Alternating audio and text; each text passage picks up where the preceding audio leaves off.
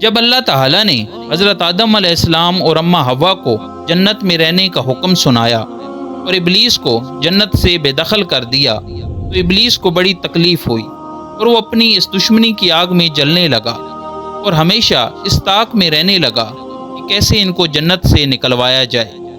اب یہ مقصد پورا کرنے کے لیے اس کو کسی کی مدد کی ضرورت تھی تاکہ وہ جنت میں اماں حوا اور حضرت آدم علیہ السلام تک پہنچ سکے۔ ابلیس کی مدد کس نے کی اور اماں حوا تک پہنچنے میں ابلیس کیسے کامیاب ہوا، یہ سب آج کی اس ویڈیو میں ہم جانیں گے۔ اللہ نے انسان کو اشرف المخلوقات بنایا ہے اور حضرت آدم علیہ السلام کو خود اپنے ہاتھوں سے بنایا اور پھر اماں حوا کو حضرت آدم علیہ السلام کی پسلی سے پیدا کیا، پھر ان دونوں کو جنت میں رہنے کا حکم دیا۔ قرآن مجید میں سورہ بقرہ اور سورہ طٰہٰ میں اللہ تعالیٰ کے فرمان کا مفہوم ہے کہ اللہ تعالیٰ نے حضرت آدم علیہ السلام سے فرمایا کہ تم اپنی بیوی کے ساتھ جنت میں رہو اور جہاں چاہو جاؤ، خوب کھاؤ پیو، لیکن اس درخت کے پاس کبھی مت جانا ورنہ تم نقصان اٹھاؤ گے، اور یہ ابلیس تمہارا اور تمہاری بیوی کا دشمن ہے، اس سے ہوشیار رہنا، کہیں ایسا نہ ہو وہ تمہیں جنت سے نکلوا دے۔ ابلیس حضرت آدم علیہ السلام کو سجدہ نہ کرنے کی وجہ سے جنت سے نکالا گیا، اس لیے وہ ہر وقت حسد کی آگ میں جلتا رہا اور اسی طاق میں لگا رہا کہ کسی طرح حضرت آدم علیہ السلام کو رسوا کر کے جنت سے نکالا جائے۔ اس نے سب سے پہلے مور سے دوستی کی اور اسے اپنی دوستی کا واسطہ دے کر بولا کہ مجھے اپنے بازوؤں پر بٹھا کر جنت میں پہنچا دو تاکہ میں اپنے دشمنوں سے بدلہ لے سکوں، لیکن مور نے اس بات سے انکار کر دیا۔ ایک دن ابلیس نے دیکھا کہ جنت کے تمام دروازے بند ہیں، مور اور سانپ باہر کھڑے ہیں۔ ان کو دیکھ کر ابلیس نے چال چلنے کا سوچا۔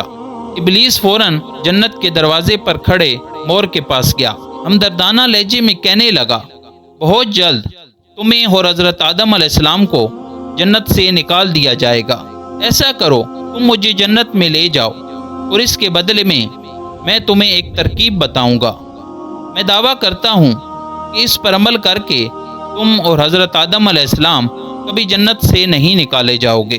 مور ابلیس کی بات سن کر فکر مند ہو گیا، کچھ دیر سوچنے کے بعد کہنے لگا کہ تمہاری بات تو میرے دل کو لگی، لیکن میں تمہیں اندر کیسے لے کر جاؤں، وہ بھی اتنے محافظوں کے ہوتے ہوئے۔ ابلیس نے فوراً جواب دیا کہ کیا تم نہیں جانتے کہ میں منتر پڑھ کر خود کو ایک چھوٹے موتی میں تبدیل کر سکتا ہوں، تو مجھے اپنے منہ میں دبا کر جنت کے اندر لے جانا۔ یہ کہہ کر ابلیس نے منتر پڑھا اور خود کو ایک چھوٹے موتی میں تبدیل کر لیا۔ پھر مور نے ابلیس کو موتی کی شکل میں اپنے منہ میں رکھ کر جنت میں لے گیا۔ یہ مور ابلیس کو منہ میں لے کر سیدھا اماں حوا کے پاس پہنچا۔ ابلیس نے دوبارہ منتر پڑھا اور دوبارہ انسان کی شکل میں آ گیا۔ انسانی شکل میں آنے کے بعد اس نے اماں حوا کو ورغلانے کی کوشش کی اور کہنے لگا کہ اگر آپ نے اس درخت کا پھل نہ کھایا تو آپ کو جنت سے نکال دیا جائے گا۔ اماں حوا بولی، یہ درخت تو ممنوع ہے، اس کا پھل کھانے سے منع کیا گیا ہے۔ ابلیس نے دوبارہ کہا کہ اگر اس درخت کا پھل نہ کھایا تو آپ کو اور حضرت آدم علیہ السلام کو جنت سے نکال دیا جائے گا۔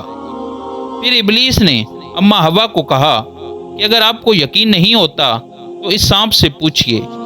اس سانپ نے تصدیق کر دی تو اماں حوا کو یقین ہو گیا، اور اس طرح ابلیس اماں حوا کو بھٹکانے میں کامیاب ہو گیا، اور اماں حوا نے ابلیس کی باتوں میں آ کر اس درخت کا پھل کھا لیا، اور پھر حضرت آدم علیہ السلام کے پاس پہنچی اور فرمانے لگی، میں نے اس درخت کا پھل کھا لیا ہے جس سے کھانے سے منع فرمایا گیا تھا، اور آپ بھی وہ پھل کھا لیں تاکہ ہم ہمیشہ اس جنت میں رہ سکیں۔ حضرت آدم علیہ السلام فرمانے لگے، آئے افسوس، تم نے یہ کیا کر دیا۔